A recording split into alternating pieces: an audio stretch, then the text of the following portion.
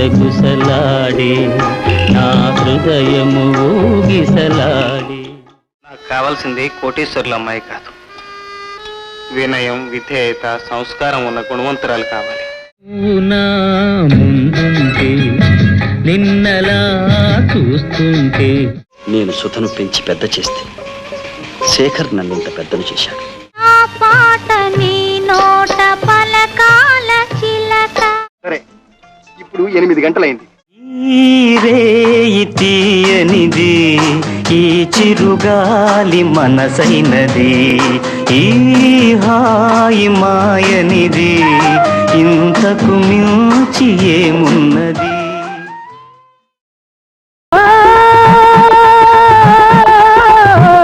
बड़ा दिल वाला हूँ मैं, बड़ा दिल वाला हूँ मेरी लैला,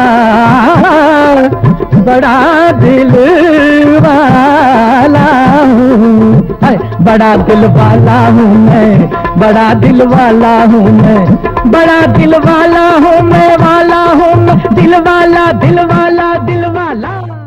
ఈ రేయి తీయనిది, ఈ చిరుగాలి మనసైనది, ఈ హాయి మాయనిది, ఇంతకు మించి ఏమున్నది. నమస్కారం. యాక్ట్ టాకీస్కు స్వాగతం, సుస్వాగతం. థియేటర్లో కూర్చొని సినిమా చూసే ప్రేక్షకులకు తెర మీద కనిపించే కథలు మాత్రమే తెలుస్తాయి, కానీ తెర వెనుక కథలు తెలియవు. ప్రతి సినిమాకు తెర వెనుక ఓ కథ ఉంటుంది. అంటే సినిమా నిర్మాణానికి ముందు, సినిమా తీసే సమయంలోనూ ఎన్నో చిత్ర విచిత్రమైన విషయాలు, సన్నివేశాలు, సంఘటనలు చోటు చేసుకుంటాయి. మరి అలాంటి విశేషాలను తెలుసుకోవాలని మీకు ఉందా? అయితే మీకోసమే యాక్ట్ టాకీస్ ఫ్లాష్ బ్యాక్. ఈ రేయి తీయనిది, ఈ చిరుగాలి మనసైనది, ఈ హాయి మాయనిది, ఇంతకు మించి ఏమున్నది. భలే తమ్ముడు చిత్రం తెర వెనక విశేషాలు తొలి ఎపిసోడ్లో కొన్ని తెలుసుకున్నాం కదా. ఈ చిత్రానికి సంబంధించిన మరికొన్ని విశేషాలను ఇప్పుడు చూద్దాం.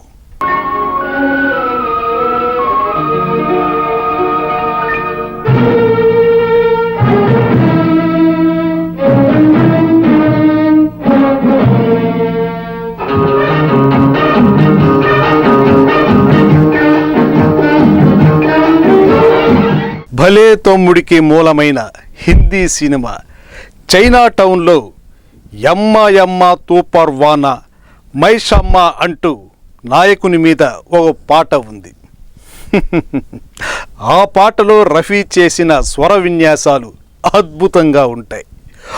ఒకే లైను పై స్థాయిలోను, వెనువెంటనే కింది స్థాయిలోను ఆయన పలికించిన తీరు అమితంగా ఆకట్టుకుంటుంది. ఆ పాటే ఆయన్ను తెలుగులో పాడించేందుకు పుండరీకాక్షయ్యను పురిగొలిపింది. కాకి కోకిల అవుతుందా, కంచు కనకం అవుతుందా, క్లబ్బు కాపురం అవుతుందా, వినయాలు ఎల్లాలు అవుతుందా. కాకి కోకిల అవుతుందా, కంచు కనకం అవుతుందా, క్లబ్బు కాపురం అవుతుందా, వినయాలు ఎల్లాలు అవుతుందా.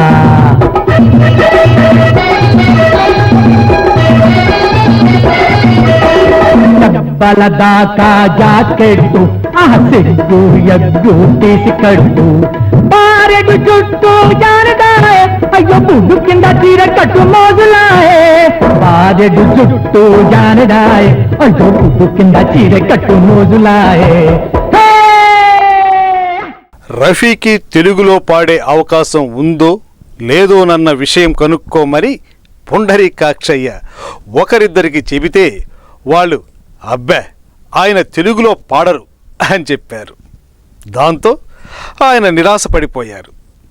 ఆ తరువాత మళ్ళీ ఓ హిందీ రైటర్ ద్వారా రఫీని అడిగితే ఆయన తప్పకుండా పాడుతాం అని బదులిచ్చారు.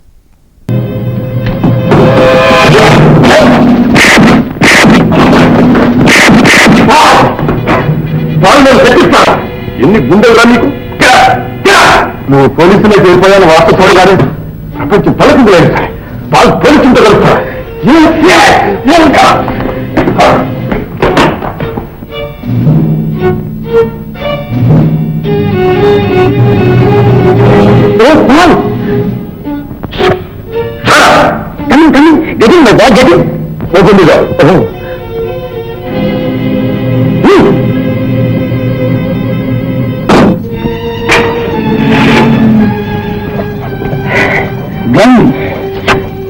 నన్ను చంపించడానికి సిద్ధపడ్డావు కదా? ఏం చేయమంటావు పాల్? నువ్వు పోలీసుల వైపుకు తిరిగి అవనగానే నేను అదిరిపోయాను. వెంటనే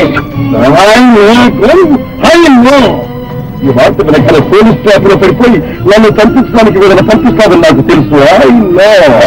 sorry Paul, really sorry. Sorry అనగానే సరిపోతుంది. దానికి నీరబెట్టింది నా మీద కత్తిరించి excuse me Paul, I'm really sorry. ఇక జన్మలో ఎప్పుడు ఇలాంటి బ్లండర్ కమిట్ చెయ్యను. So right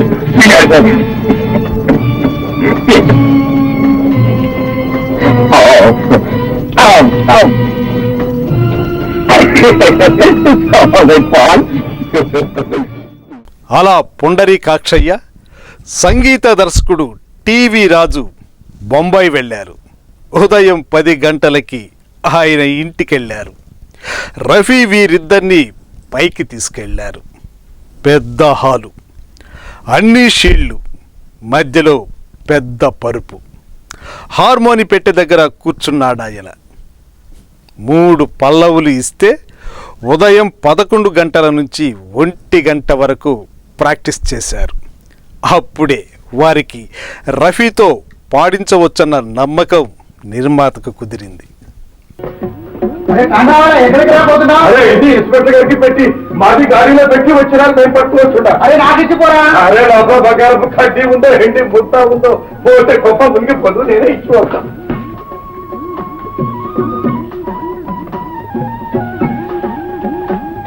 good morning sir. Hello mister Shyam. Wonderful wonderful. Sir ఇది చాలా ముఖ్యమైన కాగితం, భద్రంగా ఉంటుంది. మళ్ళీ నేను త్వరగా పెట్టాను. తొందర ఏమిటి? Very good. ఇది నీ విశ్వాసానికి నిదర్శనం. ఇది సాధించినందుకు నేను అభినందిస్తున్నాను. Thank you sir. బై ఆ ఫకీర్ నీకు అందుబాటులోనే ఉంటాడు. ఏదైనా అర్జెంట్ మెసేజ్ ఉంటే అతని ద్వారా తెలియదు. Okay sir. అలాగే వస్తా సార్. రఫీ అక్కడ పాటకి 10,000 రూపాయలు తీసుకుంటున్నాడు. రోజుకి మినిమం 2 నుంచి 3 పాటలు మాత్రమే రాసేవాడు. రెమ్యునరేషన్ గురించి ఆయన దగ్గర ప్రస్తావిస్తే తన బావమరిది నజీర్తో మాట్లాడమన్నారు రఫీ. వీళ్ళ దగ్గర పాటకి కేవలం 4,000 మాత్రమే తీసుకున్నారు. ఆ సమయంలో ఘంటసాల పారితోషికం పాటకి 600 రూపాయలు మాత్రమే. సినిమాలో పాటలన్నింటికీ 4,000లోనే అయిపోయేది ఘంటసాల అయితే. కానీ ఈ సినిమాకి 25,000 రూపాయలు ఖర్చయింది. ఓ వెరైటీ కనిపించాలనే ఇంత ఖర్చు పెట్టి రఫీతో పాడించారు నిర్మాత పుండరీకాక్షయ్య.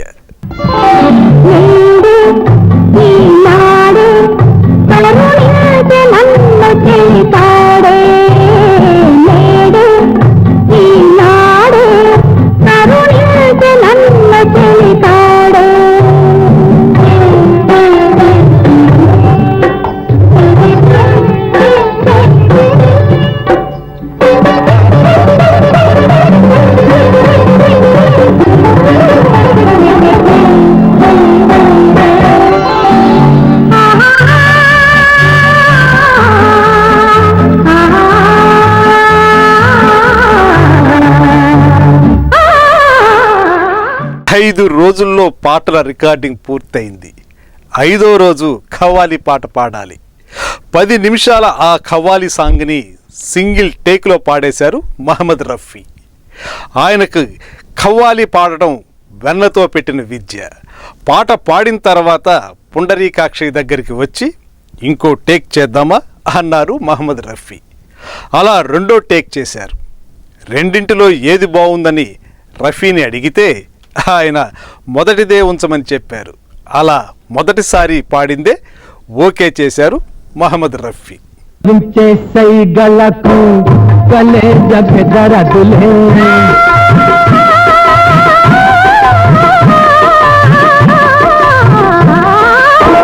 కవించే సై గలకు కలే జగదరదులే తల్వారు చూపులకు ఝిమిలాయింతనులే తల్వారు చూపులకు ఝిమిలాయింతనులే బడా దిల్ వాలా హూ మే బడా దిల్ వాలా హూ మే ఓ లైలా. తెలుగులో అప్పటికే మహమ్మద్ రఫీ పాటలు పాడారు. జగ్గయ్య నిర్మించిన పదండి ముందుకు ఈ చిత్రంలో ఒక పాటను, నాగయ్య నిర్మించిన భక్త రామదాసులో కబీర్ కీర్తనలను పాడారు. భలే తమ్ముడులో రఫీ 6 పాటలు పాడడం చెప్పుకోదగ్గ విషయం.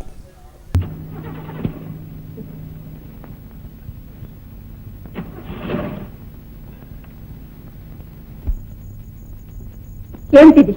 ఎందుకు ఇక్కడ కారు ఆపావు? నేను ఆపలేదు, అదే ఆగింది. ఇంజన్ చెడిందేమో.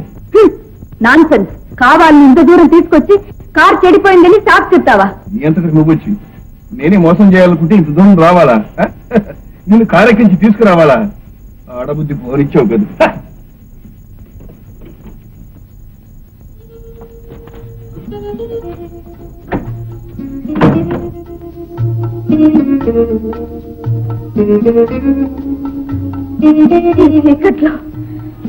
కారు రిపేర్ చేయడం సాధ్యం కాదు. తెల్లారి తర్వాత వెళ్ళాల్సింది. Don't talk. నీ మనసులో ఉన్న దుర్బుద్ధి ఏమిటో నాకు తెలుసు. మర్యాదగా కార్ స్టార్ట్ చేయి. I'm extremely sorry. గీత, నువ్వు నన్ను ఎంత అపార్థం చేసుకున్నా సరే ఈ రాత్రికి మన ఇద్దరం ఇక్కడ గడపక తప్పదు. ఇంపాసిబుల్. నిన్ను నమ్మి 1 నిమిషం కూడా నేను ఇక్కడ ఉండను. కార్ లేకపోయినా కాళ్ళు ఉన్నాయి. గీత, గీత, ఎక్కడికా దూకుడు? ఇదిగో చుట్టూ చిక్కడి. ఈ చీకట్లో ఏ జంతువైనా నీకంటే భయంకరమైనది కాదులే. మీద మీద కొట్టవంటే నేను ఊరుకోను. గీత, గీత, మురికించకు, ముందుకు పోకు. నీ బెదరింపులకు జడిచేదాన్ని కాదు. గీత, గీత, ఏమిటా మొండితనం? ఎక్కడికి పోనావని? ఆగో గీత, గీత. 1 అడుగు ముందుకు వేసావా?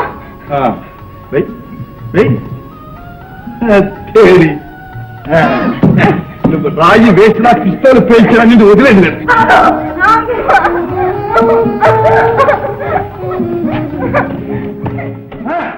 మరికొన్ని తెర వెనుక విశేషాలు తెలుసుకునే ముందు యాక్ట్ టాకీస్ ఫ్లాష్ బ్యాక్లో ఓ చిన్న విరామం.